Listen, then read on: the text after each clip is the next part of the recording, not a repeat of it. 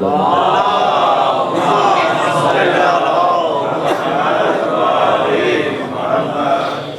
خدا سبحان کی بارگاہ میں سپاسگزار ہوں کہ اس مقام پر ہمارے فت مومنین کی زیارت کا شرف حاصل ہوا۔ حق تعالیٰ آپ سب کو اپنی حفظ و پناہ میں رکھے اور میری سعادت اور خوش بختی ہے کہ عالم بزرگوار جناب آقا بہشتی بھی اس مبارک محفل میں تشریف فرما ہے۔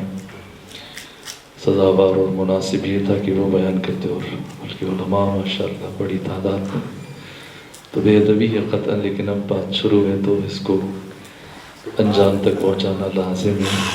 حق تعالیٰ آپ سب کو اپنی حفظ و پناہ میں رکھے اور اپنی زندگیوں کے گلستان پربہار میں سے کبھی بھی بہار خزاں کا گزرنا۔ میں جب آپ کی خدمت میں حاضر ہوا تو سید بزرگوار جناب رضا کاظمی صاحب نے خواہش کی کہ میں نے سال گزشتہ اسی مقام پر ایک مجلس موضوع بیان کیا تھا، والدین کے حقوق، تو کہہ رہے تھے کہ ہم ریکارڈ نہیں کر سکے، تو اس کا صرف خلاصہ اور وہ اگرچہ مشکل کام ہے لیکن میں چند جملے 2-4 منٹ تاکہ ان کی خواہش کا احترام ہو جائے، باقی بات بھی میں ان کے سلام کے ایک شعر کے تناظر میں آگے بڑھوں گا انشاءاللہ۔ میں نے آپ کی خدمت میں عرض کیا تھا کہ قرآن مجید میں کوئی ضخیم کتاب نہیں ہے، ضخامت کے اعتبار سے قرآن مختصر کتاب ہے، 6236 جملوں پر مشتمل ہے، جو استاد ہادی معرفت اور باقی خود میں نے گنی جو دقیق تعداد ہے قرآنی آیتوں کی، اور قرآن نے جزیات کو بیان نہیں کیا، بہت کم بہت خاص مراحل کو بیان کرنے کے لیے بعض جزئی امور بیان کیے، اصول بیان کیے، ضابطے اور قوانین۔ اس سے بالاتر قرآن نے جوامع الکلم کو بیان کیا، جن سے پھر لاتعداد اصول، قوانین اور قاعدے استنباط ہوتے ہیں اور استخراج ہوتے ہیں۔ بین ہما کہ اہم ترین موضوعات کو قرآن نے ایک آیت میں بیان کیا، آیت کے ایک ٹکڑے میں پلٹ کے دوبارہ ذکر نہیں کیا، اس کے باوجود چند ایک موضوعات ایسے ہیں جنہیں قرآن نے بہم بیان کیا، بار بار تکرار کے ساتھ۔ ان چند ایک موضوعات میں سے ایک موضوع والدین کا مقام، ان کے حقوق، ان کا احترام، ان کی عظمت اور ان کی فضیلت ہے۔ یہاں تک کہ انبیاء کی دعاؤں کے علاوہ 14 مقامات پر اللہ نے والدین سے متعلق گفتگو کی، جن میں سے 4 مقامات ایسے ہیں جہاں اللہ نے اپنی توحید کے اعلان کے فوراً بعد والدین کی عظمت کو بیان کیا، ان کے شرف کو بیان کیا۔ میں ایک آیت تبرکاً پڑھ دیتا ہوں، ان میں سے سورہ مبارکہ بنی اسرائیل کی آیت نمبر 23 اور 24۔ آپ آیت کا لب و لہجہ دیکھیں، الفاظ، آغاز اور انجام۔ وَقَضَىٰ رَبُّكَ أَلَّا تَعْبُدُوا، تمہارے رب کا یہ حتمی فیصلہ ہے، اللہ تعبدو کہ تم کسی کی عبادت نہ کرو، الا ایاہ سوائے اس کے، اور فوراً بعد کیا فرمایا؟ وَبِالْوَالِدَيْنِ احسان، والدین کے ساتھ احسان کرو۔ استاد جوادی عامری نے اپنی تفسیر تسنیم میں اور باقی مفسرین نے لفظ احسان کی وضاحت کی ہے۔ احسان سے مراد اردو والا احسان نہیں، ایسی نہیں کہ جس میں کچھ ارکان اور عناصر موجود ہوں۔ سب سے پہلا رکن کہ اس کے لیے کہنا نہ پڑے، بن کہے انجام دی جائے۔ مثلا اگر مجھے پیاس لگی ہے اور میں پانی کی خواہش کروں، طلب کروں، اور میرے عزیز بھائی جائیں اور پانی لے کے آ جائیں، یہ نیکی ہے، احسان نہیں ہے۔ احسان یہ کہ یہ بن کہے میرے لبوں کی خشکی اور میرے لہجے کی تھکن کو محسوس کریں اور جا کے پانی لے اور مجھے پیش کر دیں، یہ احسان ہے۔ اللہ نے والدین کے ساتھ احسان کا حکم دیا، یعنی کبھی انہیں اپنی خواہش زبان پر نہ لانی پڑے، اور دوسرا یہ کہ اسے مباشرتاً انجام دیا جائے، بلا واسطہ۔ ایسا نہ کہ والدین اگر تھکے ہیں یا مثلا پانی ان کو طلب ہے اور وجہ سے کہ خود جائے اپنے ملازم سے کہتے، اپنے بچوں میں سے کسی سے کہے وہ لے کے آئیں، اگرچہ کہ ضرورت پوری ہو رہی ہے لیکن یہ بالواسطہ انجام دے رہا ہے، تو یہ بھی احسان نہیں۔ احسان وہ نہیں کہ خود انجام دے، کسی کو بیچ میں وسیلہ قرار نہ دے۔ پاؤں دبانے تو کسی ملازم کو یہ ذمہ داری نہ سونپے خود، اور باقی اسی کی صورت سے انجام دے، کم سمجھے۔ وَبِالْوَالِدَيْنِ احسانا اما یبلغن عندک الکبر، اگر تمہاری زندگی میں بوڑھے ہو جائیں، احدہما دونوں میں سے ایک، او کلاہما یا دونوں، فلا تقل لہما اوف، خبردار انہیں زندگی میں کبھی اوف نہ کہنا، ولا تنہرہما انہیں کبھی نہ جھڑکنا، وقل لہما قولا کریما ان کے ساتھ ہمیشہ نرمی سے گفتگو کرنا، واحفظ لہما جناح الذل من الرحمہ اور ہمیشہ اپنے دونوں شانے، دونوں کندھے انتہائی ادب کے ساتھ ان کے سامنے جھکا کے رکھنا، اور جب جب ان کے چہروں پہ نگاہ پڑے خدا سے کیا مانگنا، وقل رب ارحمہما کما ربیانی صغیرا، پروردگار تو ان دونوں پر اسی طرح سے رحمت نازل فرما جس طرح سے ان دونوں نے بچپنے میں میری تربیت کی، میری پرورش کی۔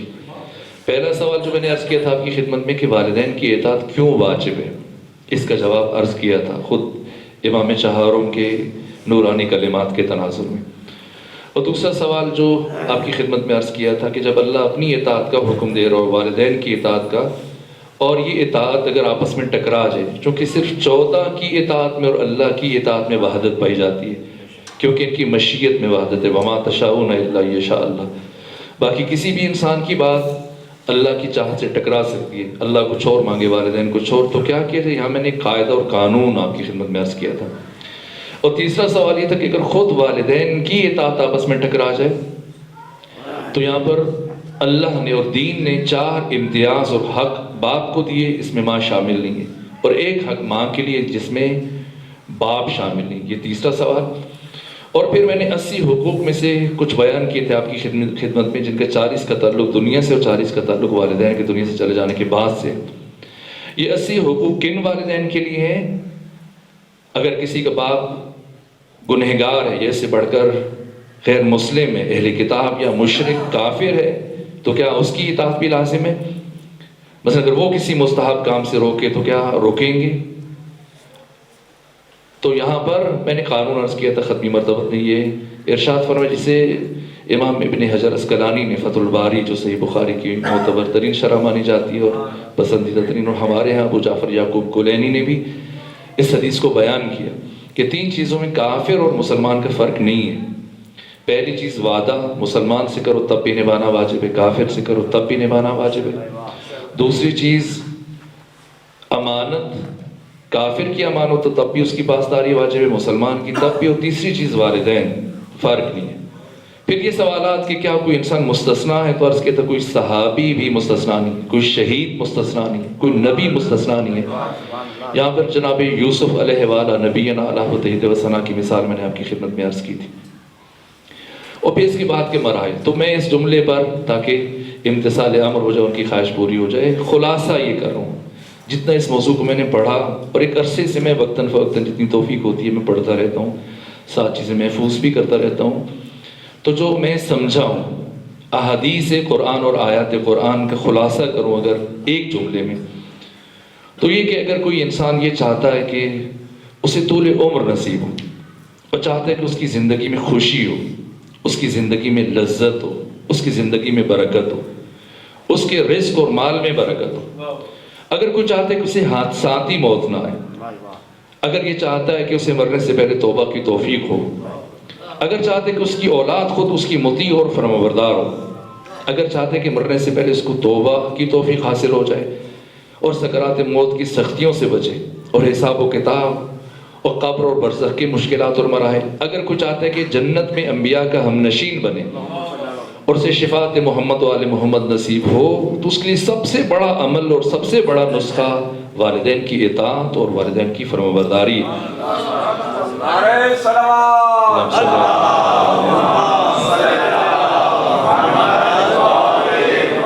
تو آخری جملہ یہ کہ امام علی زین العابدین فرماتے ہیں کہ جو شخص والدین کا نافرمانبردار ہے، جاؤ اسے جا کر علی زین العابدین کا یہ پیغام پہنچاؤ کہ تو جتنی چاہے عبادت کر سکتا ہے کر لے، اور جتنی دعائیں مانگ سکتا ہے مانگ لے۔ حسین ابن علی کا بیٹا علی زین العابدین جو کہہ رہا تھا کہ نہ تمہاری کوئی عبادت قبول کی جائے گی اور اللہ کی بارگاہ میں نہ تمہاری کوئی دعا مستجاب ہوگی۔ حق تعالیٰ مجھے اور آپ سب کو اپنے والدین کا مطیع اور فرمانبردار بننے کی توفیق عطا فرمائے۔ ایک صلوات بھیجیے خاندان فاطمہ۔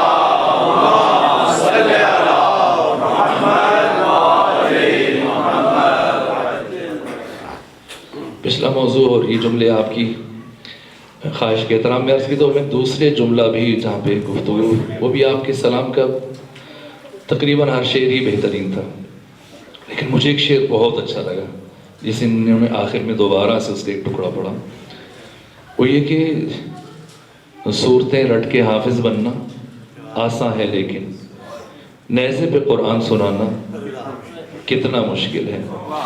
تو اسی تناظر میں یہی چاہوں گا کہ اپنی باقی گفتگو سورہ مبارکہ فجر کی تفسیر کے تناظر میں آقا کی شخصیت، یہ مشکل کا فلسفہ کیا ہے اور کیسے ممکن ہوتا ہے کہ ایک انسان سر تن سے جدا ہونے کے باوجود نیزے پہ قرآن سنا سکتا ہے، اس کا راز و رمز کیا ہے۔ جب تک ہم وہ کلیدی بات اور اساس اور بنیادی روح نہیں سمجھیں گے مسائل میں، چیزوں میں، تو ہم پھر خود الجھاؤ کا شکار رہتے ہیں۔ حتیٰ سوشل میڈیا پہ بہت ساری چیزوں کے جو سوالات اٹھتے ہیں اور یہ ہم بحث اور گفتگو میں مبتلا رہتے ہیں، وہ اس لیے کہ ہم اساس نہیں سمجھ پاتے بہت ساری باتوں کی۔ ہماری زندگیوں میں، ہمارے سماجی رویوں میں یہ چیز موجود ہے۔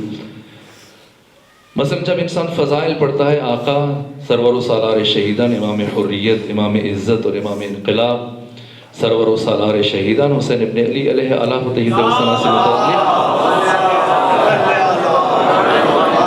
تو گاہے تذبذب اور تشکیک کا شکار ہو جاتا ہے اور شک و ریب کی کیفیت میں کہ کیسے ممکن ہے۔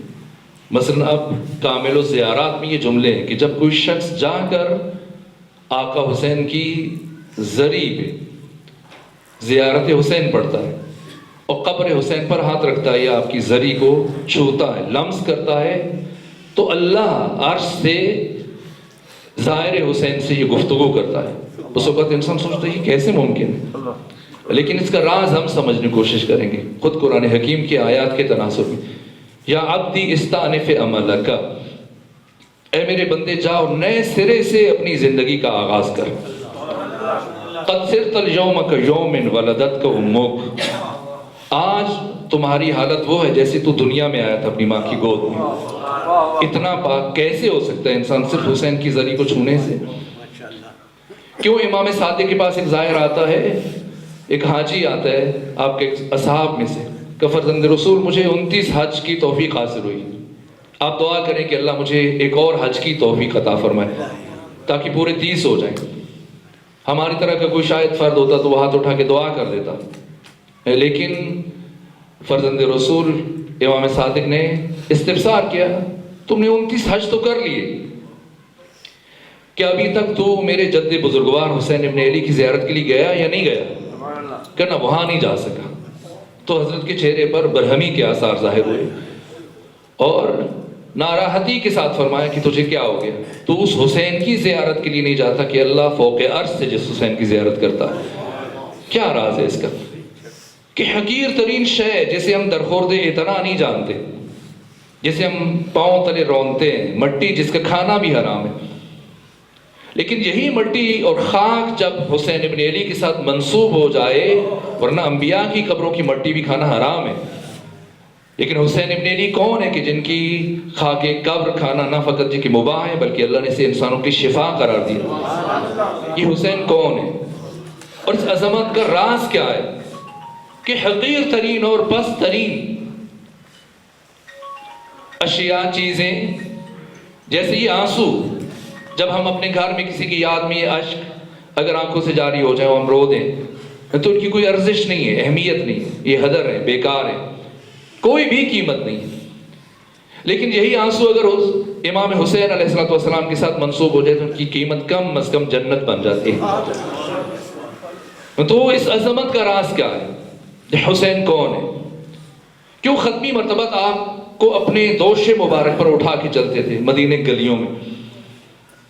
یہ احساسات نہیں ہے، جذبات اور عواطف نہیں ہے۔ اسلام دین عقل ہے، دین علم ہے، دین معرفت ہے، دین حکمت ہے، دین بصیرت اور دین آگاہی اور دین شعور ہے۔ احساسات، جذبات اور عواطف سے بالاتر ہے۔ رسول اسلام حسین ابن علی کے مستقبل کو دیکھ رہے تھے کہ انہوں نے کام کیا کرنا ہے، کیا کیا امام حسین نے۔ کیوں رسول اسلام اپنی زلفیں آپ کے ہاتھوں میں تھما کر سواری کی آواز نکال رہے ہیں؟ کیوں سجدے کو طول دے رہے ہیں؟ کہ حسین کون ہے؟ آپ کی فضیلت کا راز کیا ہے؟ قرآن مجید کی 114 صورتوں میں سے 44 صورتیں ہیں جن کے شروع میں اللہ نے قسمیں اٹھائی ہیں. ان قسموں کا فلسفہ کیا، علوم قرآن میں اس سے متعلق گفتگو کی گئی. 70 صورتوں میں کوئی قسم نہیں ہے. 44 صورتوں میں حق تعالیٰ نے 118 قسمیں اٹھائی. کسی سورہ کے شروع میں ایک قسم ہے، کسی کے آغاز میں 2 قسمیں ہیں، کسی کے آغاز میں 3 ہیں، کہیں 4، کہیں 5. جیسے سورہ مبارکہ عصر ایک قسم سے اللہ نے آغاز کیا. سورہ ضحیٰ 2 قسمیں، سورہ العادیات 3 قسمیں، سورہ 3 4 قسمیں، سورہ فجر 5 قسموں سے پروردگار نے گفتگو کا آغاز کیا. علیکم السلام ورحمۃ اللہ وبرکاتہ. اور سورہ مبارکہ فجر کے بعد صرف ایک سورہ ہے جہاں اللہ نے سب سے زیادہ قسمیں اٹھائی، وہ سورہ مبارکہ شمس ہے. کل 15 آیتیں، اور 15 میں سے پہلی 7 آیتوں میں اللہ نے 11 قسمیں اٹھائی. سورہ مبارکہ شمس کے بعد جس سورہ میں اللہ نے سب سے زیادہ قسمیں اٹھائیں وہ سورہ فجر ہے. یہ سورہ فجر تفسیر نور الثقلین، تفسیر صافی اور بہار کی 14 جلد میں علامہ مجلسی نے امام شیشوں سے جو روایت بیان کی، چاہے آپ کی مرضی اسے سورہ فجر کہیں، چاہے تو اس کو سورہ امام حسین کہیں. ابو بصیر نے سوال کیا، فرزند رسول، جب آقا نے یہ فرمایا کہ فَقْرَؤُوا فِي صَلَوَاتِكُمُ الْوَاجِبَةِ وَنَوَافِلِكُمْ هَٰذِهِ السُّورَةِ، اس سورہ کی تلاوت کیا کرو اپنے نوافل میں اور واجب نمازوں میں. تو استفسار کیا ابو بصیر نے، فرزند رسول کیوں آپ امر فرما رہے ہیں؟ کہ اس لیے کہ یہ سورہ میرے جد بزرگوار امام حسین علیہ السلام سے متعلق ہے. تو صحابی نے سوال کیا کہ اس میں تو قومیات کا تذکرہ ہے، قوم سمود کو، فرعون اور فرعونیوں کو، ان کے ظلم کا ذکر ہے، اور آپ فرما رہے ہیں کہ میرے دادا حسین ابن علی سے متعلق ہے. فرمایا اس سورہ کے آخر میں جو حق تعالیٰ ارشاد فرما رہا ہے، یا ایتھا النفس المطمئنہ، اے نفس مطمئنہ ارجعی الی ربک. تو یا نفس مطمئنہ سے مراد میرے جد بزرگوار حسین ابن علی. پہلے میں ان قسموں کا معنی کروں، پھر کل 30 آیتیں ہیں سورہ کی. یہ 99 نمبر سورہ ہے. اس سے پہلے سورہ غاشیہ ہے، سورہ اعلیٰ ہے، سورہ طارق ہے، اس کے بعد سورہ شمس ہے، سورہ ضحیٰ ہے، سورہ لیل ہے. 99 نمبر سورہ 30 آیتوں پر مشتمل. پہلی 4 آیتوں میں اللہ نے 5 قسمیں اٹھائیں، اور 5ویں آیت میں حق تعالیٰ نے بشر کو دعوت فکر دی. اور آخری 4 آیتیں جن کی تلاوت کا میں نے شرف حاصل کیا، وسط کی 21 آیتوں میں پروردگار نے ان اقوام سے متعلق گفتگو کی اور ان انسانی تہذیبوں سے متعلق جن کی طرف میں نے اشارہ کیا. پہلی آیت میں ایک قسم، والفجر، مجھے فجر کی قسم، ولیال عشر، اور مجھے 10 راتوں کی قسم. اور تیسری آیت میں پروردگار نے تیسری اور چوتھی قسم اٹھائی، والشفع والوتر، مجھے جفت کی قسم اور مجھے طاق کی قسم. اور چوتھی آیت میں 5ویں قسم، واللیل اذا یسر، اور مجھے رات کی قسم جب وہ ڈھلنے لگے. 4 آیتوں میں 5 قسمیں اٹھائیں، اور 5ویں آیت میں انسانوں کی عقل کو مخاطب کیا. هل فی ذلک قسم الذی حجر، کیا ان قسموں میں عقلاء کے لیے کوئی قسم موجود نہیں ہے؟ حجر سے مراد عقل ہے. یہ پہلی 5 آیتیں، اور پھر اس سورہ کے آخر میں 27 28 29 اور 30. یا ایتھا النفس المطمئنہ، اے نفس مطمئنہ، ارجعی، لوٹا، الی ربک، اپنے رب کی طرف، اس حال میں راضیۃ مرضیہ کہ تو اس سے راضی ہے اور وہ تجھ سے راضی ہے. فادخلی فی عبادی، تو میرے بندوں میں داخل ہو جائیے. وادخلی جنتی، اور میری جنت میں داخل ہو جائیے. ان آیتوں کا معنی کر کے پھر میں قسموں کی طرف جاؤں گا. نفس مطمئنہ جو 27 نمبر آیت میں پروردگار خطاب کر رہا ہے، یا ایتھا النفس المطمئنہ. نفس مطمئنہ کا بارز ترین اور اتم ترین مصداق سرور و سالار شہیدن حسین ابن علی علیہ السلام ہے. جیسا کہ استاد حق شہید مرتضی مطہری نے حماس حسینی میں بالتفصیل اس مطلب کو بیان کی، یہاں تک کہ دشمن نے گواہی دی. 2 محرم کو امام حسین کربلا پہنچے، اور پھر 8 8 دن مسلسل قیام فرمایا کربلا میں. اور ادھر 2 محرم کو ہی شام سے یزید ابن معاویہ کی فوج کا ایک نمائندہ پہنچا، جسے بطور خاص یزید ابن معاویہ ابن ابو سفیان نے شام سے روانہ کیا کہ مجھے شمر ابن ذوالجوشن پر، ہرملہ پر، شبس ربعی پر، اشعث بن قیس کندی پر، قیس بن اشعث پر، یہاں تک کہ باقی عبید اللہ ابن زیاد ان افراد پر اطمینان نہیں. جاؤ اور ان سب کی، میرے دوستوں اور ساتھیوں کی کارگزاری لکھتے جاؤ، محفوظ کرو، اور میرے دشمنوں کے کردار کو بھی لکھو، کس نے عراق میں کیا کیا، بالخصوص میرے سب سے بڑے دشمن حسین ابن علی سے متعلق جو بھی دیکھو لکھتے جاؤ، اور سب آ کے مجھے بتانا. 2 محرم کو امام حسین پہنچے کربلا، 2 محرم کو یہ پہنچ گئے، اور ایک ایک بات ضبط کر رہے، محفوظ کر رہے، لکھ رہا ہے. بالخصوص اس کی نگاہیں ہم وقت گڑی رہتی ہیں حسین ابن علی کی جانے کہ آقا بیٹھتے کیسے ہیں، چلتے کیسے ہیں، گفتگو کیسے کرتے ہیں، دشمنوں کے ساتھ کیا رویہ ہے، دوستوں کے ساتھ کیا رویہ. اسے بھی شہید مطہری نے بیان کیا. اور مسلسل جو دیکھ رہا ہے وہ محفوظ کر رہا ہے، لکھ رہا ہے، یہاں تک کہ جیسے جیسے وقت گزرتا چلا گیا یہ لاشعوری طور پر روح حسین ابن علی سے قریب تر ہوتا چلا گیا. اگرچہ شام سے آیا تھا، دشمن کا بھیجا ہوا ہے، اور ایک مسموم فضا میں، ایک ناشائستہ ماحول میں اس کی پرورش ہوئی اور پلا بڑا. علی دشمنی میں اور اہل بیت دشمنی میں جوان ہوا، لیکن فطری اعتبار سے اس کا دل پاک تھا. ایک خاص ماحول میں رہنے کی وجہ سے گرد آ گئی تھی، لیکن نور حقیقت کو جب قریب سے مشاہدہ کیا تو گرد چھٹنے لگی، اور اسے محسوس بھی نہیں ہوا کب یہ اس نے لاشعوری طور پر اور غیر ارادی طور پر امام حسین علیہ آلاف و تحیید و ثنا کی جانب سفر شروع کر دیا. یہاں تک کہ جیسے جیسے وقت گزر رہا تھا یہ حضرت کی طرف بڑھتا چلا گیا.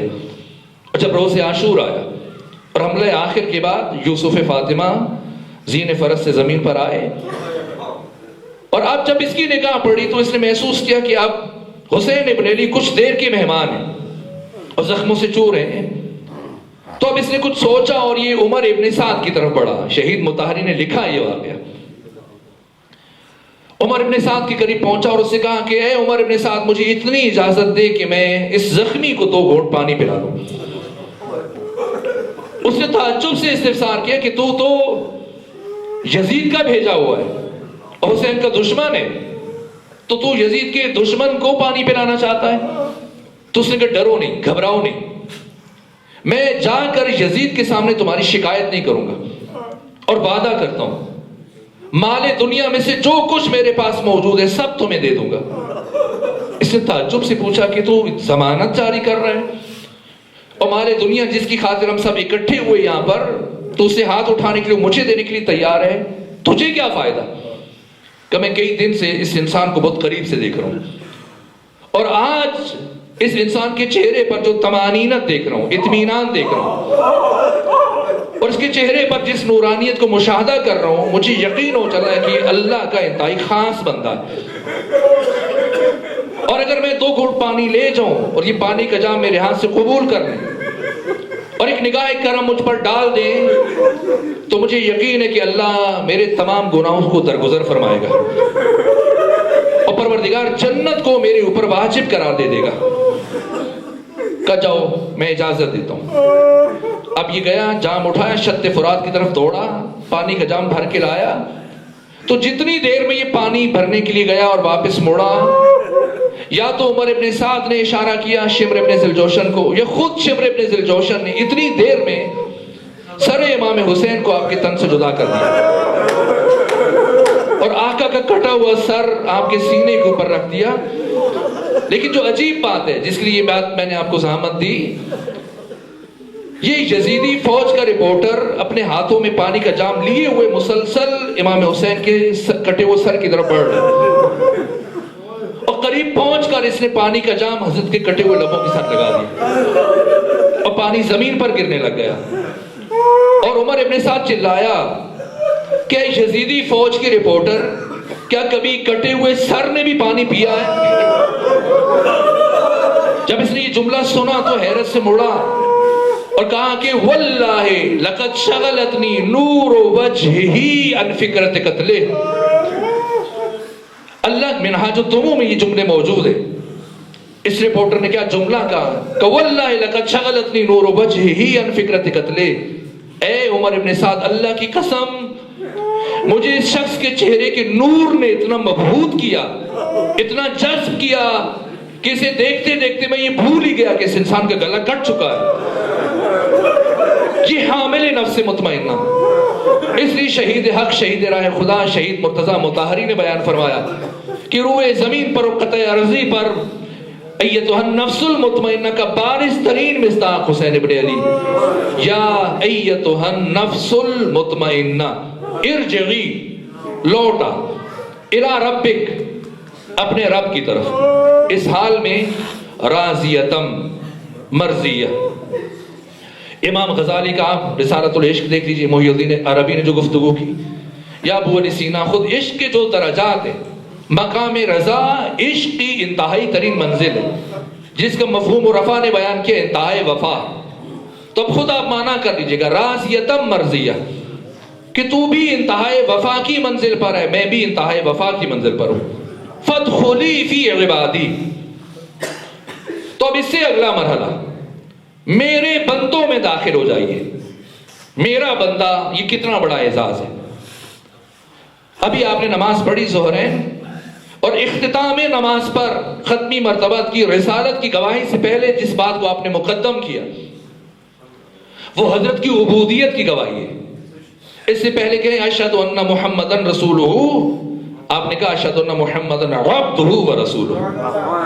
उबूदियत को आपने मुकद्दम किया और अम्र खुदा से, यहां तक कि खुदा सुब्हान जब खत्मी मर्तबत को मेराज पर बुलाता है और फिर कुरान में उसका जिक्र करता है इन लफ्जों के साथ। अभी आपने सुभान अल्लाह का लफ्ज का, ये बात सुन के कहा, लेकिन परवरदिगार बात करने से पहले सुभान अल्लाह कह रहा है। इसका मतलब बात की अहमियत और बात की सतह है। सुभान अल्लज़ी असरा बिअब्दी, सुभान है वो जात, पाक है वो जात जिसने अपने आप को सैर कराई। ये नहीं कहा बे नबी यही बे खलीले बे रसूले बे आब्दी, मकामी उबूदियत बुलंद तरीन मकाम है। इसलिए मरहूम इकबाल ने भी कहा अब्द दीगर अब्दुहु शैए दिगर, हम अब्द हैं, अब्दुहु कौन है? सूरह मुबारक फज्र के आखिर में परवरदिगार अब्दुहु की बात कर रहे हैं। फदखुली फी इबादी, मेरे बंदों में दाखिल हो जाइए। आप मकाम रजा पर फाइज हैं, तो आइए मेरे बंदों में। अब्द खुदा कौन है, अब्दुहु कौन है? तो इस फर्क को मरहूम इकबाल ने बयान करने की कोशिश की। कहा अब्द दीगर अब्दुहु शैए दिगर, अब्द और है, अब्दुहु होना अब करोड़ों है, अब्दुहु शाज है। कौन है अब, कौन है अब्दुहु? का अब्द दीगर अब्दुहु शैए दिगर अन सरापा इंतजार अन मुंतजर।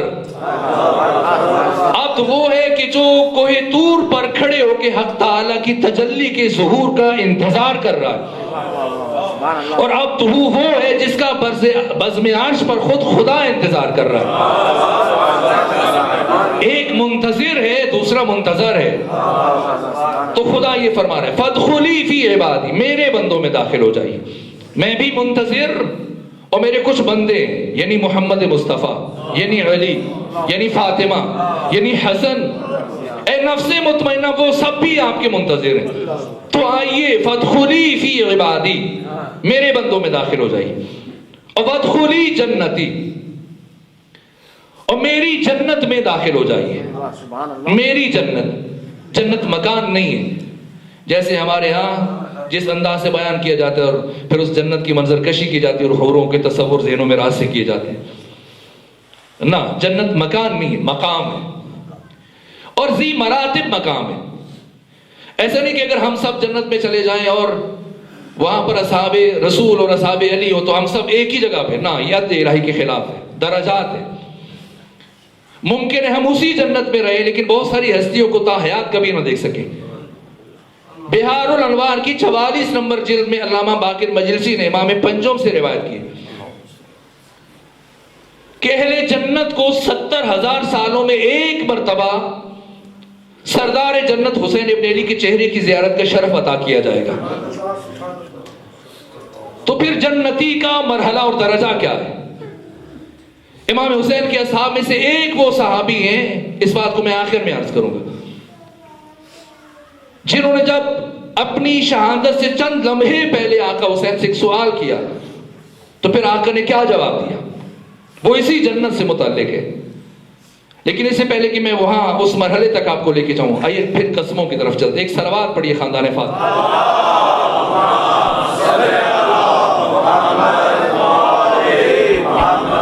والفجر، مجھے فجر کی قسم. اور یہاں پر فجر سے مراد ذات حسین ابن علی اور نور حسین ابن علی علیہ السلام. اور فجر کا مفہوم اور مطلب اور معنی کیا ہے؟ وہ کتاب کے سنی شیعہ مفسرین کے لیے ناگزیر ہے اسے رجوع کرنا اور استفادہ کرنا. ایک بہترین تفسیر لکھنے کے لیے یہ جزو لا ينفق اور ایک بنیادی حصہ ہے یہ کتاب امام راغب اصفہانی کی مفردات راغب. اور مفردات راغب میں امام راغب اصفہانی نے فجر کا معنی لکھا ہے وسیع شگاف. تو فجر کو فجر کیوں کہتے ہیں؟ اس لیے کہ یہ لمحات رات کی تاریکی کے پردے کو چاک کر دیتے ہیں. یہ وسیع شگاف ڈلتا ہو پھر دنیا میں تدریجاً روشنی پھیلنا شروع ہو جاتی. ذات حسین کو خدا سبحان نے فجر سے تشبیہ کیوں دی؟ اس لیے کہ آپ کی ذات کے طلوع سے بنو امیہ کی ظلمتوں کی جو تاریکیاں تھیں اس طرح سے چھٹی، جس طرح سے وقت فجر تاریکی میں آپ ایک دوسرے کو نہیں دیکھ سکتے، لیکن جیسے ہی فجر کا نور ظاہر ہوتا ہے تو پھر آپ ایک دوسرے کو پہچان سکتے ہیں. تو چونکہ حق اور باطل کے درمیان ایک ایسا الجھاؤ پیدا ہو رہا تھا، فتح مکہ کے موقع پر کچھ ایسی کالی بھیڑیں اسلام کے نورانی پیکر میں شامل ہو گئی تھیں جنہوں نے تدریجاً اتنا نفوذ پیدا کیا پیکر اسلامی میں کہ اب حق کو باطل کے ساتھ اور نیکی کو بدی کے ساتھ اور اچھائی کو برائی کے ساتھ اور خیر کو شر کے ساتھ یوں آمیختہ کیا کہ اب لوگوں کے لیے تشخیص دینا مشکل ہو گیا. تو اس مرحلے کے لیے خدا سبحان نے جس ذات کو فجر قرار دیا اور حق اور باطل کے درمیان اور خیر و شر کے درمیان امتیازی نشان قرار دیا، بقول شاعر کے جب خیر و شر میں دقت تفریق ہو گئی، نہیں پتہ چل رہا تھا کہ خیر کیا اور شر کیا ہے، بے ساختہ حسین کی تخلیق ہو گئی.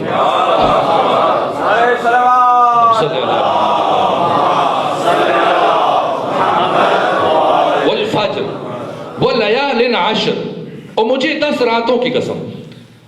بعض مفسرین نے کہا کہ یہ 10 راتیں ماہ رمضان کی آخری 10 راتیں، اور کچھ نے کہا کہ ماہ ذی الحج کی پہلی 10 راتیں. لیکن قرآن حکیم کوئی بے ربط گفتگو نہیں کرتا. قرآن فصاحت و بلاغت کی معراج ہے. جناب طنطاوی کی کتاب 3 جلدوں میں اعجاز عددی پر، اور اس سے ہٹ کر اس موضوع پر اب جو لکھا جا چکا ہے، ممکن نہیں کہ قرآن بے ربط اور بے نظم گفتگو کرے. یا تو اس دعوے سے ہاتھ اٹھا لیجیے یا پھر مان لیجیے کہ یہ 10 راتیں نہ ماہ رمضان کی متعلق ہیں اس قسم سے اور نہ ماہ ذی الحج کی، اس لیے کہ اگلی 21 آیتوں کا کوئی تعلق نہیں ہے. قوم عاد کا، قوم سمود کا، قوم فرعون اور ان کے ظلموں کا کیا تعلق ہے ذی الحج کی 10 راتوں سے، ماہ رمضان کی 10 راتوں سے؟ ولیال عشر، جیسا خمینی بت شکن نے فرمایا کہ ان 10 راتوں سے مراد ماہ محرم کی پہلی 10 راتیں. اور 1001 نقطہ میں استاد حسن زادہ عمری جن کا حال ہی میں انتقال ہو، انہوں نے بھی فرمایا ولیال عشر والشفع والوتر، جفت کی قسم جب سب یکجا تھے اور اکٹھے تھے. والوتر، تنہا کی قسم، تاک کی قسم. واللیل اذا یسر، اور رات کی قسم جب وہ ڈھلنے لگے.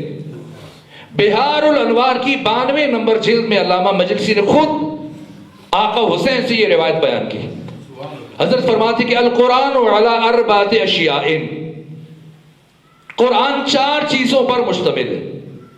العبارہ والاشارہ واللطائف والحقائق.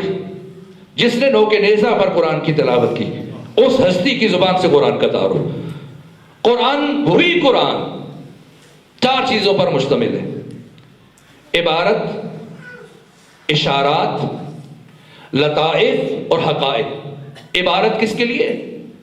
الفاظ قرآن، قرآن کا ظاہر، اس کے حروف اور کلمات، یہ قرآن کی عبارت، یہ تلاوت۔ العبارت فللعوام، قرآن کی عبارت عوام سے متعلق ہے۔ 92 نمبر جلد، بہار کی علامہ مجلسی نے بیان کیا، اور یہ حدیث آقا حسین سے۔ والاشارۃ فللخواص، قرآن کے اشارے خواص کے لیے۔ واللطائف للاولیاء، قرآن کے لطائف اور لطیف ترین نکات یہ اولیاء خدا کے لیے۔ والحقائق فللانبیاء، اور قرآن کے حقائق کی انبیاء کے لیے۔ سبحان اللہ۔ تو قرآن کے اشارے خواص کے لیے، اور خواص تشریف فرمائے۔ اس لیے کہ امیر المومنین فرماتے کہ نحن العلماء، ہم علماء ہیں، تو ہم نہیں۔ اگر ہم میں سے کسی کو آپ عالم کہے تو یہ مجاز ہے۔ ہم کون ہیں؟ یہ دوسرے حصے میں فرمایا وشیعتنا الطلاب، اور ایک روایت میں وشیعتنا المتعلمون، ہمارے شیعہ ہمارے شاگرد ہیں، تو کچھ زیادہ جانتے ہیں، کچھ ان میں سے کم جانتے ہیں، کچھ سینئر ہیں کچھ جونیئر ہیں۔ تو جو سینئر ہیں ان کو احتراماً آپ عالم کہتے ہیں۔ عالم یہی 14 ہیں، نحن العلماء، شیعتنا الطلاب، اور باقی خس و خاشات۔ تو جو طلاب ہیں وہ خواص ہیں، اور خواص کے لیے اشارہ کافی ہے۔ اور امام صادق کا یہ کہہ دینا، یہ ایک اشارہ کافی تھا کہ سورہ میرے جد بزرگوار امام حسین سے متعلق ہے۔ لیکن اس کے باوجود حضرت نے جو وضاحت فرما دی، والفجر، وقت فجر، اور اس سے بھی بڑھ کر، اب میں اگلا مرحلہ طے کروں، بہت دقتیں اور گہرائیاں ہیں لیکن میں کوشش کروں گا خلاصہ کروں، وقت تیزی سے بڑھ رہا ہے۔ 5 نمازیں، اور سب سے پہلے کون سی نماز فرض ہوئی؟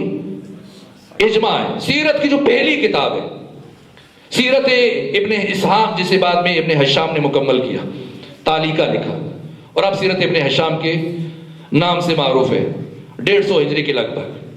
اور اس کے بعد امام شمس الدین ذہبی، حافظ ابن کثیر، حافظ ابن اسیر، حتیٰ ابن تیمیہ، اور پھر اس سارے عصر میں، اس عصر میں ناصر الدین البانی تک سیرت کے موضوع پر اور حدیث پر جتنی ہزاروں کتابیں اب تک لکھی جا چکی ہیں،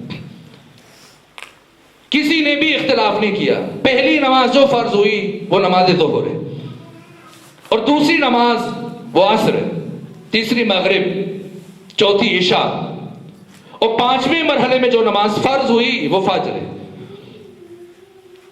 اور مکہ میں ان 5 نمازوں کی رکعتوں کی تعداد آج تک کسی سنی شیعہ محدث نے اور سیرت نگار نے اور مورخ نے اختلاف نہیں کیا۔ ان 5 نمازوں کی رکعتوں کی تعداد 10 تھی، 2 فجر کے لیے، 2 ظہر کے لیے، 2 عصر کی، 2 مغرب اور 2 عشاء۔ اور مدینے جانے کے بعد ان 5 نمازوں کی ان 10 رکعتوں میں 7 رکعتوں کا مزید اضافہ ہو۔ تو اگر مکہ میں 10 ہیں تو پھر مدینہ میں بھی 10 اور ہو جائیں، یا 10 رہیں، اور اضافہ ہونا ہے تو پھر 2 کا اضافہ ہو جائے سب کے ساتھ۔ لیکن ظہر کے ساتھ 2 رکعتوں کا اضافہ ہوا، اور عصر کے ساتھ بھی 2 رکعتوں کا اضافہ، عشاء کے ساتھ 2 رکعتوں کا، مغرب کے ساتھ 1، اور فجر کی وہی 2۔ خدا کے ہاں مزاج نہیں ہے، خدا کے ہاں کیفیتیں نہیں ہیں، جیسے مثلا ہمارے ہاں ہم کہتے ہیں موڈ نہیں ہے۔ خدا کیفیتوں اور مزاج کا خالق ہے، خالق عقل ہے، خدا حکیم، کیفیات اور احساسات و جذبات و عواطف سے بالاتر۔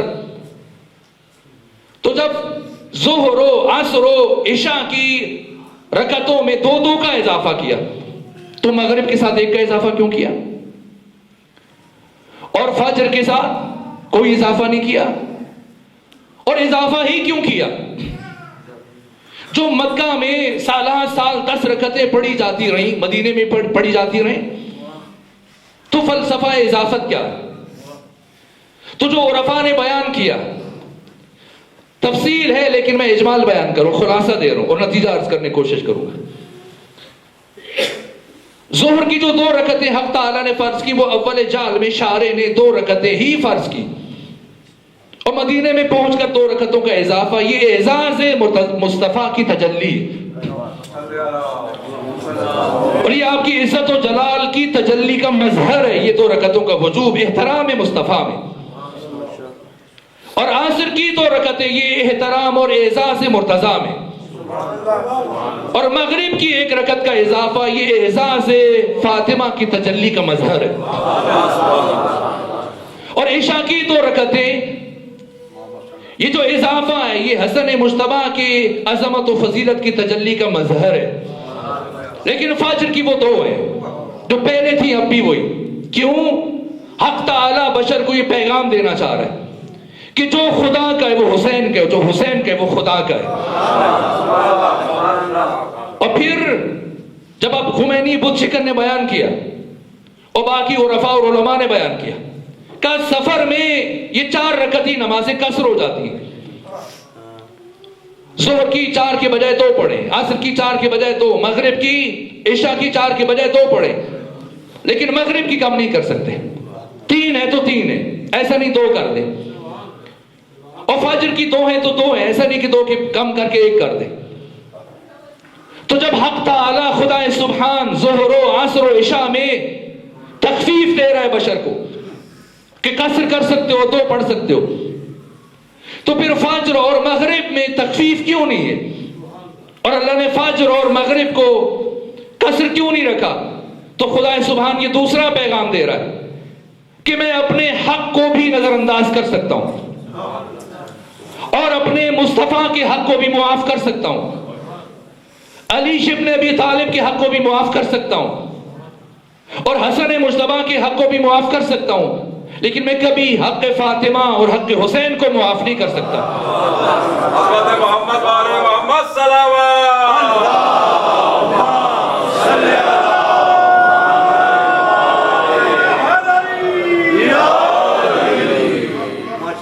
سبحان اللہ سبحان اللہ.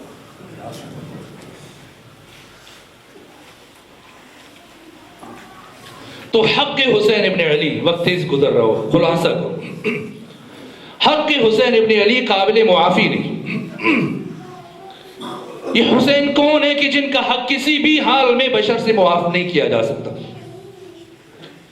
ہر بشر مدیون ہے اور ہر انسان مقروض ہے حسین ابن علی کا. کیوں؟ یہ حسین کون ہے؟ میں آپ سے سوال کرتا ہوں، کتنے افراد اس وقت ان 3 بر اعظموں کے اندر اسلام سے وابستہ تھے؟ 9 کروڑ افراد. اور ان 9 کروڑ افراد میں سب سے پہلے حسین ابن علی سے بیعت کا مطالبہ کیوں کیا گیا؟ اب سمجھ رہے ہیں کہ حق حسین کیوں قابل معافی نہیں ہے. کیوں سب سے پہلے امام حسین سے بیعت کا مطالبہ کیا گیا؟ نہ مانگتے بیعت. اور کیوں امام حسین علیہ السلام نے بیعت سے انکار کیا؟ اور اس سے بڑھ کر کیوں قیام فرمایا؟ سب سے پہلے امام حسین سے بیعت کا مطالبہ کیوں کیا گیا؟ البتہ یزید نے یہ مطالبہ نہیں کیا. یزید سرے سے اس موقع موجود نہیں تھا جب خط لکھا گیا اور جب یہ پیغام بھیجا گیا. یزید تو اپنے باپ کی موت کے 3 دن کے بعد پلٹ کے آیا اور باپ کے نماز جنازہ میں بھی شریک نہیں تھا. زحاق بن قیس جو اس کی فوج کا کمانڈر سپہ سالار تھا، اس نے نماز جنازہ پڑھائی اور 3 دن تک شام کے حالات کو اپنے کنٹرول میں رکھا. اور جب یزید پلٹ کے آیا تو حکومت اس کے سپورٹ کی، یہاں تک کہ جب امیر شام حالت احتضار میں تھا اور جانکنی کی کیفیت میں تھا اور اطباء اور حکماء اور معالجین اس کے دائیں بائیں کھڑے تھے اور یقین حاصل کرنا چاہ رہے تھے کہ اب امیر شام کی موت ہو چکی ہے. جیسے ہی اس کی آخری سانس کی تار ٹوٹی تو قاصد جو آمادہ تھا، سواری تیار تھی، فوراً سے اسے روانہ کیا گیا. سب سے پہلے قاصد کو پوری اسلامی سرزمین میں سے 3 بر اعظموں میں سے مدینہ کس کی طرف بھیجا جائے؟ حسین ابن علی کی طرف. کیوں بھیجا گیا؟ کیوں اتنی جلدی ہے بنی امیہ کو؟ کیوں سب سے پہلے حسین ابن علی سے بیعت کا مطالبہ کیا گیا؟ اس کا فلسفہ استاد حق شہید مرتضیٰ مطہری نے جو بیان کیا وہ یہ فرماتے کہ حزب حاکم کی یہ مجبوری تھی کہ وہ اپنی نامشروع حکومت کو مشروع اور جائز قرار دینا چاہ رہا تھا اور بنام خلافت حکومت کرنا چاہ رہا تھا جیسا پہلے ہوئی حکومتیں. اور بنام خلافت حکومت کرنے کے لیے اور اپنی اس ڈکٹیٹرشپ اور آمریت اور بادشاہت کو اور سلطنت کو خلافت کا ٹائٹل دینے کے لیے حزب حاکم مجبور ہے کہ وہ اپنے زمانے کے محمد مصطفیٰ سے تائید حاصل کرے. یہ ٹائٹل اس وقت تک نہیں مل سکتا جب تک کہ اپنے زمانے کے محمد مصطفیٰ بنو امیہ کی اور یزید کی تائید نہ کر دے. یہ مجبوری ہے. لیکن امام حسین نے قیام کیوں فرمایا؟ کیا امام حسین نے اس لیے مدینہ چھوڑا اور اس لیے عراق آئے کہ اہل عراق نے آپ کو خطوط لکھے؟ نہیں. اہل عراق کو تو خبر ہی نہیں تھی امیر شام کی موت کی، اور انہیں یہ بھی نہیں پتا تھا کہ امام حسین مدینہ چھوڑ چکے ہیں. خطوط کی پہلی کھیپ قیس ابن مصاہر سیداوی اور سعید بن عبداللہ حنفی لے کے جب پہنچے مکہ میں، وہ 10 رمضان کی تاریخ تھی، اور انہیں ماہ رمضان کے اوائل میں پتا چلا کہ امیر شام کی موت ہو چکی ہے. درحالی کہ رجب کے اواخر میں امیر شام کی موت ہو چکی تھی اور پورا شعبان گزر گئے. اس کا مطلب یہ ہے کہ اہل کوفہ کی دعوت پر حسین نے مدینہ نہیں چھوڑا. تو کیا اس لیے مدینہ چھوڑا کہ آپ سے بیعت کا مطالبہ کیا گیا؟ سوال: اگر بنو امیہ امام حسین سے بیعت کا مطالبہ نہ کرتے اور بیعت نہ مانگتے اور آپ سے کوئی سروکار نہ رکھتے تو کیا امام حسین مدینے میں رکے رہتے؟ کیا تب امام حسین قیام نہ فرماتے؟ بیعت نہ کرنا الگ ہے، قیام فرمانا یہ دوسری بات ہے. کیوں قیام فرمایا؟ درحالی کہ عبداللہ ابن زبیر، عبداللہ ابن عمر اور آپ کے بھائی محمد حنفیہ اور زوجہ رسول جناب ام سلمہ اور عبداللہ ابن عباس اور بہت ساری دیگر شخصیات صاحب امام حسین کو منع کر رہے تھے کہ جہاں جاتے ہیں چلے جائیں، عراق نہ جائیں. ابن عباس نے کہا آپ یمن چلے جائیں، وہاں آپ کے بابا کے ماننے والے. عبداللہ ابن عمر نے کہا کہ آپ پہاڑی علاقوں میں پناہ گزین ہو جائیں، جگہ بدلتے رہیں، بیعت بھی نہ کریں، آپ بھی محفوظ رہیں گے، آپ کے بچے عیال مخدرات سب محفوظ رہیں گے. تو امام حسین بیعت بھی نہ کریں لیکن عراق بھی نہ جائیں. عراق کیوں گئے جبکہ سب منع کر رہے تھے اور ہر ایک کہہ رہا تھا کہ وہ آپ کے ساتھ وفا نہیں کریں گے؟ تو شہید مرتضیٰ مطہری کہتے ہیں کہ جتنے لوگ حسین کو مشورہ دے رہے تھے ان کی حیثیت حسین کے مقابلے میں کیا ہے؟ یہ سارے لوگ جو کچھ شیشے میں آئینے میں دیکھنے کی صلاحیت نہیں رکھتے، حسین اینٹ اور پتھر میں دیکھنے کی صلاحیت رکھتے ہیں. تو پھر اس کے باوجود جب یہ سب کہہ رہے ہیں اور ان کو نظر آ رہا ہے تو کیا امام حسین کو نظر نہیں آ رہا؟ تو پھر کیوں آپ ہندوستان نہیں چلے گئے جیسا کسی نے کہا، یا یمن نہیں چلے گئے، یا پہاڑی علاقوں میں پناہ گزین نہیں ہو گئے؟ کیوں عراق آئے؟ کیوں قیام فرمایا؟ کیوں کربلا آئے؟ اگر حسین ابن علی کربلا نہ آتے تو کیا ہوتا؟ اگر حسین ابن علی قیام نہ فرماتے تو کیا ہوتا؟ کیوں سورہ فجر میں اللہ اس عظمت کو بیان کر رہے ہیں؟ حسین ابن علی کی ساری فضیلتوں کا راز کیا ہے؟ یہ ایک بات عرض کر رہا ہوں. ایک جملہ علامہ سید علی نقی نکر نے فرمایا تھا یوم حسین کے موقع پر، لیکن میں اس سے آگے بات کروں گا. انہوں نے فرمایا تھا کہ کسی نے پوچھا کہ اگر حسین قیام نہ فرماتے تو کیا ہوتا؟ تو انہوں نے فرمایا کہ نماز جمعہ بدھ کے دن پڑھی جا رہی ہوتی. لیکن میں آپ کی خدمت میں عرض کروں، اگر آقا حسین قیام نہ فرماتے تو کیا ہوتا؟ ہر معروف منکر بن چکا ہوتا، ہر منکر معروف بن چکا ہوتا، ہر حلال کو ہم حرام سمجھ کے انجام دیتے اور ہر حرام کو حلال سمجھ کے ہم، یہ رویہ ہوتا دین سے متعلق ہمارا. یعنی اگر اور عرض کروں آسان تر کہ ہم اپنی مسجدوں میں اور عبادت گاہوں میں، شادی حالوں میں ہمارے مولانا صاحب سر پہ ٹوپی پہن کر اور پگڑی پہن کر اور دستار کندھوں پہ رکھ کے ہاتھ میں تسبیح لے کر تشریف لاتے اور ہمارے درمیان بیٹھ کر ایک ماں اور بیٹے کا نکاح پڑھ دیتے، بہن اور بھائی کا نکاح پڑھتے اور ہم چھوارے اور مٹھائیاں تقسیم کر کے مبارکباد دے کہ گھر کی طرف چل پڑو، کسی کو احساس تک نہ ہوتا کہ کیا ہوا ہے. تو یہ حسین ہے کہ جنہوں نے انسانی رشتوں کو بچا لیا، عزتوں کو بچا لیا، ناموس بشر کو بچا لیا، غیرت انسانی کو بچا لیا، دین کو بچایا. اور اب حسین کو سمجھنے کے لیے مسلمان ہونا شرط نہیں ہے، جس میں ضمیر ہے وہ مدیون ہے حسین ابن علی کا، خواہ وہ غیر مسلم کیوں نہ ہو۔ ڈاکٹر گپتا رام جن کی لکھی ہوئی کتابیں بھی موجود ہیں، انتقال ہوا ان کا، ہمارے ہمسایہ ملک ہندوستان سے ان کا تعلق رہا، تو روز عاشور اور 3 شعبان کو وہ بہت اہتمام کرتے تھے، کھانے کھلاتے تھے، لوگوں کو شربت پلاتے تھے، اپنے بچوں کے ساتھ، خواتین کے ساتھ، مردوں کے ساتھ مل کے۔ تو کسی نے استفسار کیا کہ آپ تو مسلمان نہیں ہیں، شیعہ نہیں ہیں، آپ تو ہندو ہیں، پھر یہ اتنا اہتمام کیوں ہے؟ کہا کیا کروں، اگر ایسے نہ کروں تو میرا ضمیر مجھے ملامت کرتا ہے۔ کہا کیسی ملامت؟ تو انہوں نے بات کی جو بہت زبان زد خاص و عام ہے، لیکن موضوع کی پابندی کے باعث میں یہ جملہ عرض کروں۔ کہ میں جب گھر میں داخل ہوتا ہوں تو میرے گھر میں کچھ خواتین رہتی ہیں، 4 خواتین ہیں، ایک ماں ہے، ایک بہن ہے، بیوی اور بیٹی ہیں، تو چاروں خواتین اور بحیثیت خاتون ان میں کوئی فرق نہیں ہے، چاروں کی چاروں خواتین ہیں، عورتیں، لیکن مجھے ان 4 میں فرق نظر آتا ہے، اور انہی 4 میں سے ایک کو ماں سمجھتا ہوں، ایک کو بہن، ایک کو بیٹی اور ایک کو بیوی۔ تو جس ہستی نے مجھے یہ فرق عطا کیا میں اسے کیسے فراموش کر دوں؟ اور اگر میں اس کا یاد نہ کروں اس کو تو پھر یہ میرے ضمیر پر بار ہے۔ خود آیت اللہ مرشی نجفی اس کے باوجود کہ نماز بہت اختصار سے پڑھاتے تھے، لیکن ایک ذکر کبھی نہیں چھوڑا۔ استاد میر حداد عادل نے ان سے استفسار کیا کہ جب مستحبات چھوڑ دیتے ہیں تو یہ ذکر آپ نے کبھی نہیں چھوڑا؟ اقامت کے بعد اور تکبیرۃ الاحرام سے پہلے ہمیشہ یہ ذکر پڑھتے تھے، السلام علی الحسین وعلی علی ابن الحسین وعلی اولاد الحسین وعلی اصحاب الحسین وعلی الارواح التي حلت بفنا۔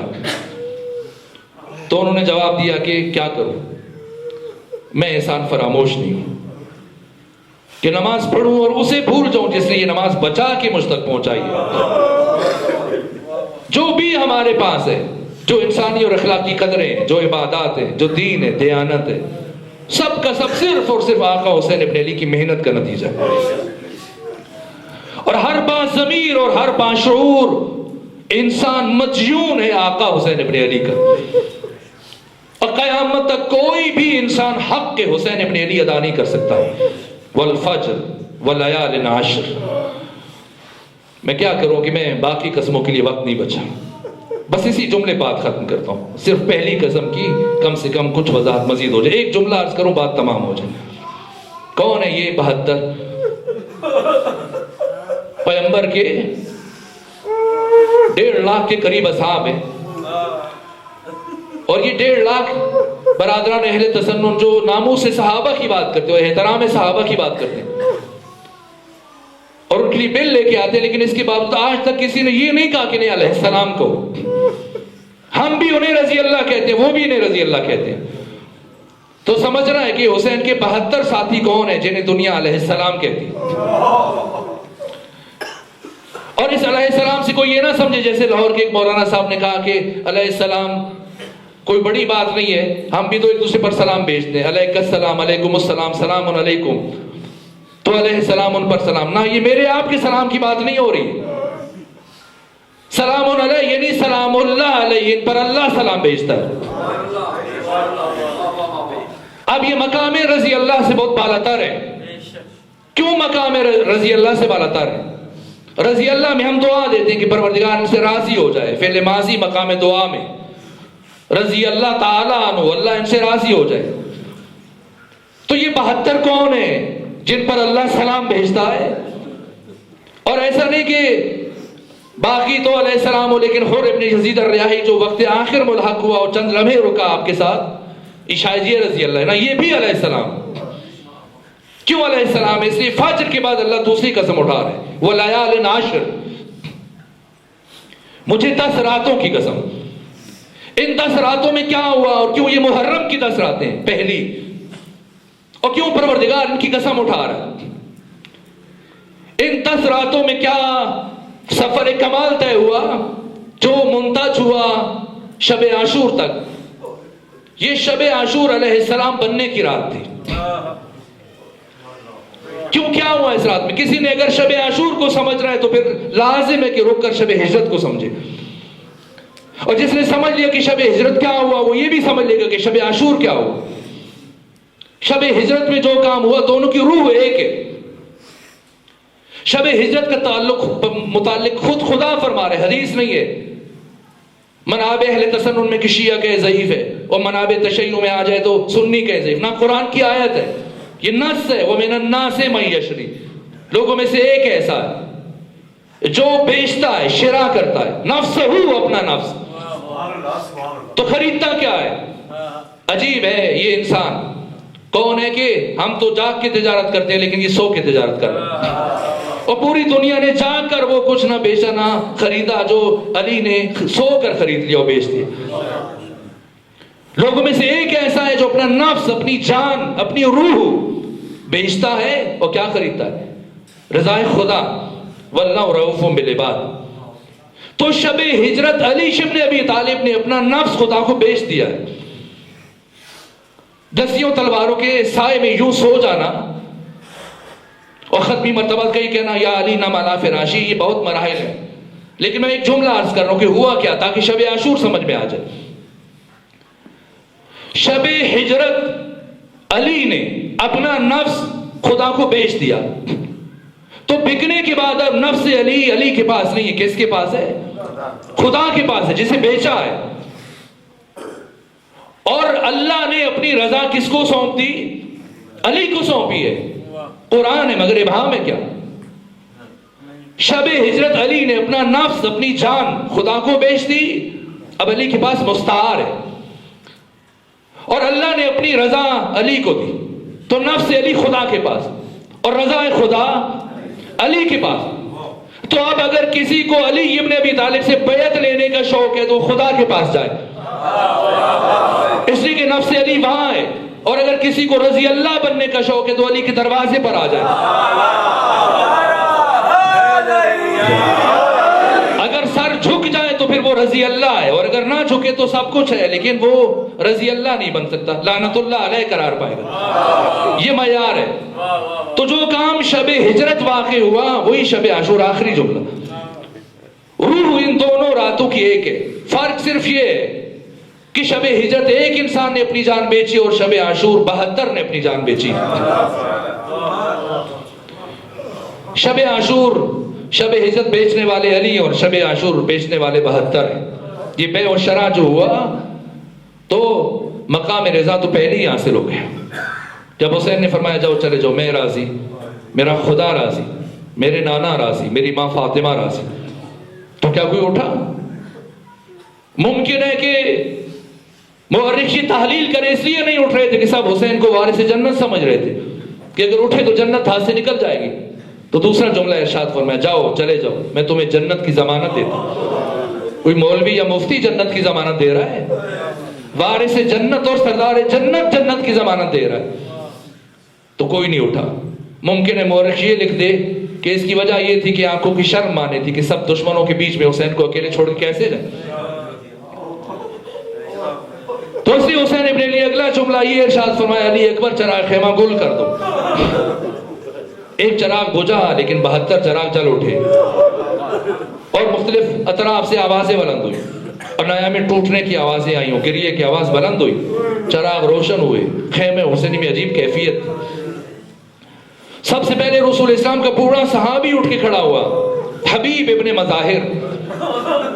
اگر فرزند رسول اللہ فرما رہے ہم چلے جائیں. کیسے چلے جائیں؟ آج چلے جائیں تو کل قیامت کے دن آپ کی ماں فاطمہ اور آپ کے نانا رسول اللہ کو کیا منہ دکھائیں گے. اور اس کے بعد کھڑے ہوئے زہیر ابن قین نے کہا کہ جان فانی ہے اور ہم نے بھی بہت جلدی مر جانا ہے، لیکن اگر فرض کر لیا جائے کہ جہان ابدی اور سرمدی ہے اور یہ بھی فرض کر لیا جائے کہ ہم نے بھی اس میں ہمیشہ رہنا ہے، تب بھی اپنی جانیں آپ کے قدموں کے اوپر قربان کر دیں گے. اور اس کے بعد عابس ابن شبیب شاکری کھڑے ہوئے، کہا فرزند رسول اگر مجھے نیزہ و شمشیر و تیر و تبر کے ساتھ زخم لگا لگا کر اس طرح سے مارا جائے کہ سر سے لے کے پاؤں تک میرے جسم کے ٹکڑے ٹکڑے ہو جائیں اور پھر ان ٹکڑوں کو جمع کر کے جلا دیا جائے اور پھر اس کی راکھ کو بکھیر دیا جائے اور پھر زندہ کیا جائے، یہاں تک کہ مجھے اسی طرح سے 70 یا 70,000 مرتبہ مارا جائے، پھر زندہ کیا جائے، پھر مارا جائے، پھر اٹھایا جائے، تو میری صرف ایک خواہش ہوگی کہ میں اپنی جان کو آپ کے قدموں کے اوپر قربان کروں۔ اور اس کے بعد سعید بن عبداللہ حنفی نے عجیب جملہ کہا، جیسے شہید ایڈوارڈو نے امام علی زین العابدین سے متعلق بات کہی تھی کہ خدا سے یوں مانگتا ہے کہ انکار کا راستہ نہیں چھوڑتا، بے عین ہی مجھے لگتا ہے میرے پاس جواب نہیں ہے۔ جو سعید بن عبداللہ حنفی نے بات کی کہ فرزند رسول آپ فرما رہے ہم چلے جائیں، ہم چلے جاتے ہیں، بس اتنا بتا دیجئے کہ جن افراد کو ان کی ماں نے پیدا ہی اسی دن کے لیے کیا تھا وہ آپ کو چھوڑ کے کیسے چلے جائیں؟ کون ہے یہ سعید بن عبداللہ حنفی؟ آخر کیوں جوش ملی آبادی اصحاب حسین سے متعلق بہت ہوش کے عالم یہ کہہ رہے ہیں کہ سر فرشتوں کے یہاں آج بھی خم ہوتے ہیں، ایسے انسان رسولوں میں بھی کم ہوتے ہیں۔ کون ہے یہ 72 جن سے متعلق جوش نے کہا بلکہ میں تو ظاہر ہوں، بات پھیلا دی۔ مرحوم اظہر حسن زیدی نے کیا خوبصورت جملہ کہا، ایک جملے میں سمندر کو سمو دیا۔ کسی نے استفسار کیا زیدی صاحب بتائیے اصحاب رسول میں اور اصحاب حسین میں کیا فرق ہے؟ کوئی فرق نہیں ہے، ایک لفظ کا فرق ہے۔ تو کیسا فرق؟ کہ آؤ اور جاؤ کا کیا مطلب؟ کہ 9 سالوں میں 80 جنگوں میں پیغمبر کہتے رہے آؤ، کوئی نہیں آیا۔ حسین ساری رات چراغ بجھا کہتے رہے جاؤ، کوئی نہیں اٹھا۔ اس لیے خود حسین ابن علی نے سند جاری فرمائی انی لا اعلم اصحابا اوفا من اصحابی، میرے علم میں نہیں ہے کوئی ایسے اصحاب جو میرے اصحاب سے زیادہ باوفا ہوں۔ میں صرف ایک کی بات کروں گا، کیوں اللہ ان 10 راتوں قسم اٹھا رہے ہیں، کیا ہوا، کس طرح سے انہوں نے جانیں بیچی۔ بس آخری جملے، سعید بن عبداللہ حنفی کون ہے یہ مجاہد؟ سب سے پہلے 10 رمضان کو خط لے کے آئے اہل کوفہ کے امام حسین کے پاس۔ کتنا فاصلہ طے کیا؟ 300 فرسخ۔ اور 15 رمضان کو قیس ابن مسہر سیداوی اور مسلم بن عقیل کے ساتھ امام حسین نے آپ کو بھیجا، لیکن تاکید فرمائی کہ مدینے سے ہو کر یہ کام انجام دینے کے بعد پھر کوفہ جانا، تو کم از کم پھر 300 فرسخ کا فاصلہ طے کیا۔ اور تیسری مرتبہ مسلم بن عقیل کا خط لے کے پہنچے مکہ امام حسین کے پاس، یہ 900 فرسخ۔ اور چوتھی مرتبہ امام حسین کا خط لے کے آئے مسلم بن عقیل کے پاس، یہ 1200 فرسخ، یعنی کم از کم 6500 کلومیٹر کے سفر میں آپ کے اکثر ساتھی شہید ہو گئے۔ صحرا کا سفر گھوڑے کی پشت پر طے کرنا مشکل کام، 6500 فرسخ 6500 کلومیٹر طے کی، اور 3 دن اور 3 راتوں کے بھوکے اور پیاسے، اور ساری رات جاگ کر شب عاشور خندق کھودتے رہے، 5 گز چوڑی 5 گز گہری خندق، اور باقی آدھی رات امام حسین کے باقی اصحاب کے ساتھ مل کر جنگل کی جھاڑیاں کاٹتے رہے تاکہ خندق کو بھرا، تاکہ روز عاشور امام حسین کی رخصت آخر کے موقع پر دشمن چاروں طرف سے حملہ آور نہ ہو سکے۔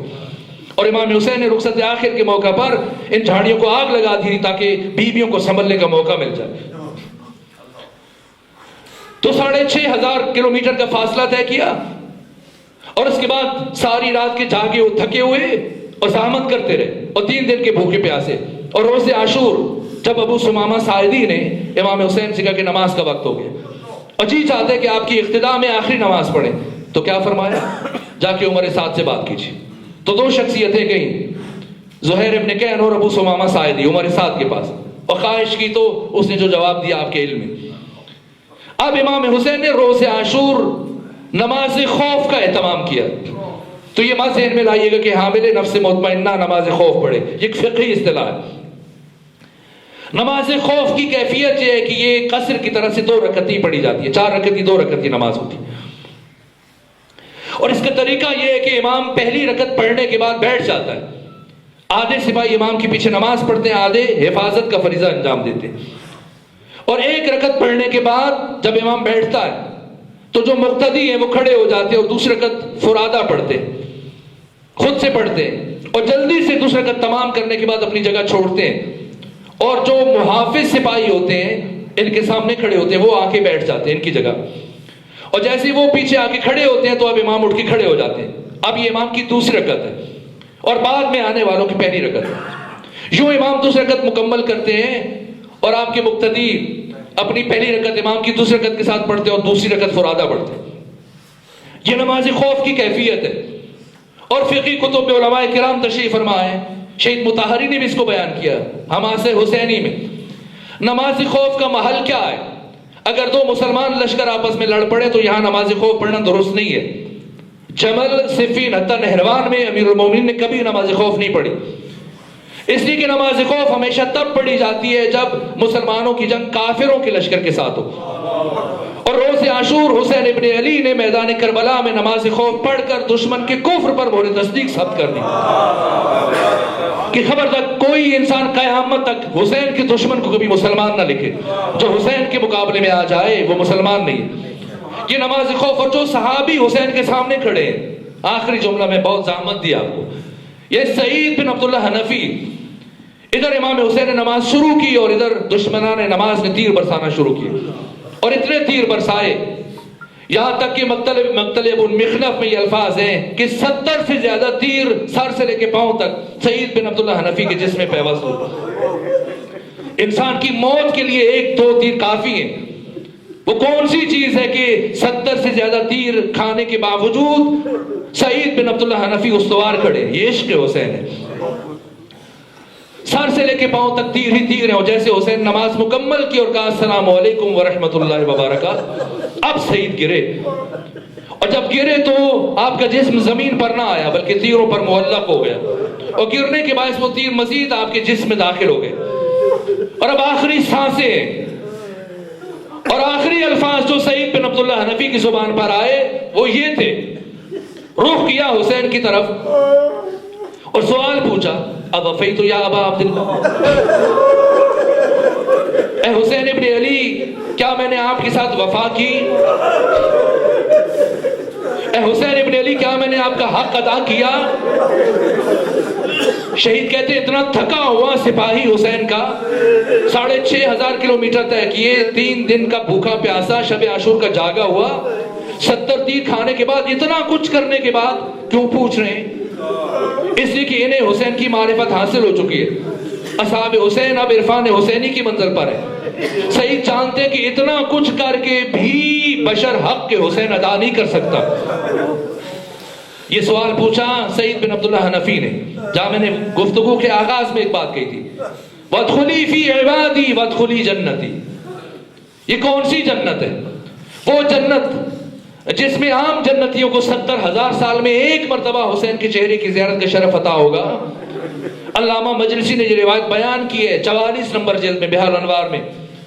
وہ فرماتے ہیں، اور باقی مقاتل میں بھی یہ روایت موجود ہے، جب سعید نے پوچھا کہ اب وفیت یا ابا عبداللہ، تو حسین نے کیا جواب دیا؟ کأنت امامی فی الجنہ، اے سعید تو جنت میں ہمیشہ میرے سامنے رہا کرے گا. یہ تو سعید کا جواب دیا، یہ سعید کا سوال اور حسین کا جواب ہے. بس آخری جملہ، کسی اور نے بھی یہ سوال پوچھا امام حسین کی نسبت سے. جب 3 ربیع الاول کو اسیروں کا یہ قافلہ پلٹ کر واپس مدینہ آیا تو مادر ابو الفضل عباس ام البنین اپنے پوتے فضل کی انگلی پکڑ کے آئیں اور آ کر اس کاروان کا استقبال کیا، اور سلام کرنے کے بعد جو پہلا سوال پوچھا، کہے سید سجاد میرا دل تڑپ رہا، اتنا بتا دیجئے کیا کربلا میں میرے بیٹے عباس نے اپنے آقا حسین کے ساتھ وفا کی یا نہیں کی؟ سید سجاد نے فرمایا، ام البنین آپ نے وہ بات پوچھی جس نے میرے دل کو رلا دیا. صاحب منہاج الدموع فرماتے ہیں، امام سجاد نے فرمایا، اے ام البنین ایک بات سنو پھر خود دیکھو کہ آپ کے بیٹے عباس کا میرے بابا حسین کی بارگاہ میں کیا مقام تھا. کہ بیٹا سجاد بتائیے. کہ ام البنین 11 محرم کو ہمیں اسیر کر کے شام کی طرف لے کے جا رہے تھے، تو راستے میں عمر ابن سعد کی سواری میری سواری کے ساتھ چل رہی تھی. تو ایک مرتبہ عمر ابن سعد نے میرے بابا کے قاتل شمر ابن ذوالجوشن کو بلایا اور اس سے میرے بابا کے قتل کی کیفیت پوچھی اور استفسار کیا کہ بتا جب تو حسین کو قتل کر رہا تھا تو کیا اس لمحے حسین نے کوئی کلام کیا، کوئی بات کہی؟ تو یہ شمر ابن ذوالجوشن کے جملے ہیں. کہا کہ حملہ آخر کے بعد حسین جب زمین پر آئے، حسین خاک کربلا پر بیٹھے تھے اور میں حسین کے قتل کے ارادے سے جب آگے بڑھا تو میں نے اپنے دونوں ہاتھوں سے حسین کے کندھوں پہ زور سے مارے، حسین کو دھکا دیا اور حسین پشت کے بل زمین پر گرے. اور جب حسین زمین پر گرے تو میں آ کر سینے پر سوار ہوا. حسین نے مجھے دیکھنے کی کوشش کی، حسین نے مجھے دیکھنے کی कोशिश की, लेकिन हुसैन की आंखों में इतना खून जमा था कि हुसैन इब्न अली को कुछ दिखाई नहीं दे रहा था।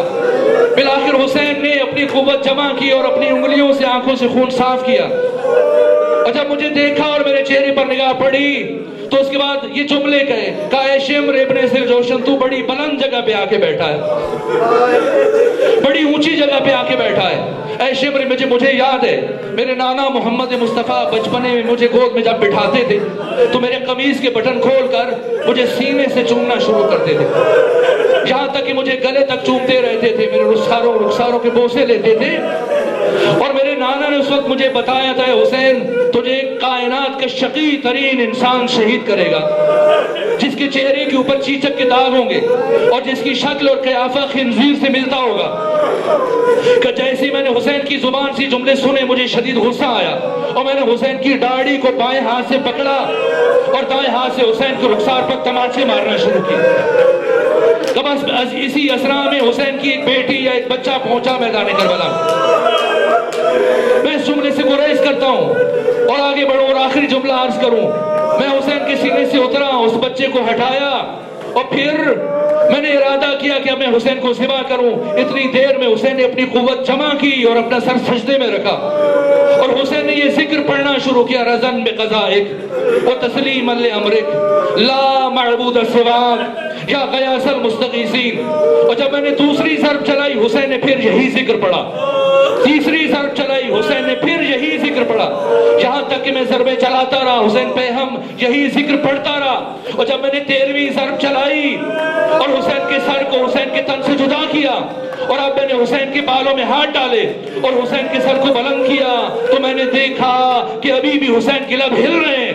तो मैंने सोचा अब हुसैन क्या कह रहा है। देखा हुसैन की आवाज बहुत नहीफ है, मुझे सुनाई नहीं दे रही थी। मैं हुसैन का सर अपने कानों के करीब ले गया और जब अपने कानों के करीब लेकर गया तो मुसलसल एक ही आवाज बुलंद हो रही थी, अब्बास।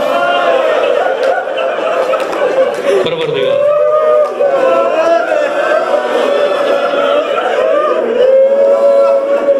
परवरदिगार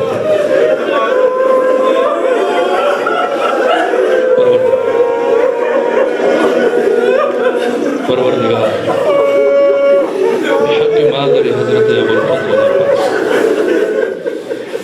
परवरदिगार बिहक़्क़ि हज़रत अबुल फ़ज़ल अब्बास अलैहि आला व तहियत व सना हमारी इस इबादत को अपनी बारगाह में कबूल फरमा।